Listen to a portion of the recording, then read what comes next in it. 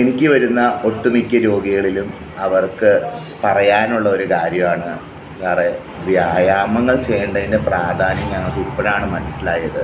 വ്യായാമങ്ങൾ ഞങ്ങൾ തീരെ ചെയ്യാറില്ല, മരുന്നുകളെയാണ് കൂടുതൽ ആശ്രയിക്കുന്നത്. ഇപ്പോഴത്തെ അവസ്ഥ എന്താണ്? ആളുകൾ സ്വയം മരുന്നുകൾ വാങ്ങിക്കഴിക്കുന്നു വേദനകൾ വരുമ്പോൾ, ഇല്ലേ? ഹോസ്പിറ്റലിൽ പോലും പോവാത്ത പല ആൾക്കാരുണ്ട്. ഫാർമസി ചെന്ന്, മെഡിക്കൽ ഷോപ്പിൽ ചെന്ന് മരുന്ന് വാങ്ങി കഴിക്കുന്നു. ഏകദേശം വേദന കുറയാനുള്ള മരുന്നുകൾ ഏതാണെന്നൊക്കെ അവർക്കറിയാം, അത് വാങ്ങി കഴിക്കുക. അപ്പം അങ്ങനെ വരുമ്പോൾ ഒരു ഷോൾഡർ പെയിൻ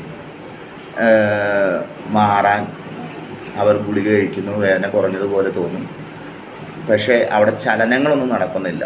ഇത് അവരുടെ സ്റ്റിഫ്നെസ് കൂട്ടുകയുള്ളൂ.